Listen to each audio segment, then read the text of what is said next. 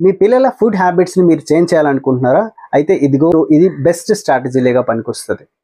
పిల్లలు ఎప్పుడైనా unhealthy food items తింటా ఉన్నారు అనుకోండి, మనం వాళ్ళని తిడతాము, కొడతాము, లేకపోతే తీసి పడేస్తాము. అన్నీ చేసినా సరే మనమేం తినొద్దని చెప్తామో వాళ్ళు అదే ఫుడ్ ఐటెమ్స్ తినడానికి ఇష్టపడతా ఉంటారు. అందుకోసమని మనం డైరెక్ట్‌గా కంట్రోల్ చేయడం కంటే హిడెన్ కంట్రోల్ లాగా చేయొచ్చు. ఆ హిడెన్ కంట్రోల్ స్ట్రాటజీ ఏంటంటే వాళ్ళకి హెల్తీ ఫుడ్ ఐటెమ్స్ మనకి ఇంట్లో అవైలబుల్‌గా ఉంచుకోవాలండి. లైక్ సీజనల్ ఫ్రూట్స్ గానీ, వెజిటబుల్స్ గానీ, లేకపోతే ప్యాకెట్ ఫుడ్స్ తీసుకువెళ్తా ఉన్నామనుకోండి, చిక్కీలు తీసుకువెళ్ళొచ్చు. అవి నూలు చిక్కులు, వేరుశెనగలు, దాంతో పాటు ఫ్లాక్స్ సీడ్ చిక్కీలు అట్లాంటివి పిల్లలకి చేతికి అందేలాగా, కనిపించేలాగా ఇంట్లో 24/7 అవైలబుల్‌లో ఉంచాము అనుకోండి. ఎప్పుడైనా వాళ్ళకి తినాలనిపించినప్పుడు అది తీసుకొని తింటారు.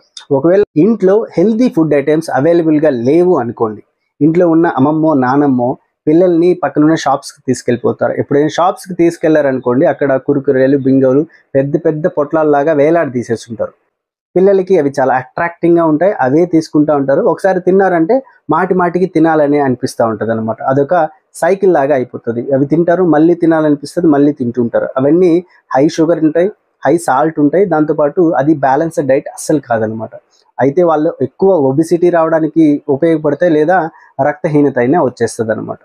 హెల్తీ ఫుడ్ ఐటెమ్స్‌ని ఇంట్లో ఉంచుకోవాలి, అవైలబుల్‌లో ఉంచాలి అని ఎలా చెప్తున్నానో, అలాగే అన్‌హెల్తీ ఫుడ్ ఐటెమ్స్‌ని ఇంట్లో ఎప్పుడు స్టోర్ చేయకూడదు.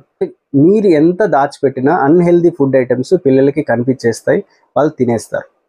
ఎస్పెషల్లీ మన కూల్ డ్రింక్స్, థమ్స్ అప్‌లు అవన్నీ ఫ్రిడ్జ్‌లో దాచిపెడతా ఉంటాము. అవి రోజు రోజుకి వాల్యూమ్ తగ్గిపోతా వస్తది. పిల్లలు తాగేస్తా ఉంటారు. ఫైనల్‌గా నేను చెప్పొచ్చేదేంటంటే హెల్తీ ఫుడ్ ఐటెమ్స్ మీ ఇంట్లో ఖచ్చితంగా 24/7 అవైలబుల్‌గా ఉంచేలాగా చూసుకోండి. పిల్లలకి ఎప్పుడైనా తినాలనిపిస్తే అవి తీసుకొని తినేలాగా ఉండాలి. Thank you.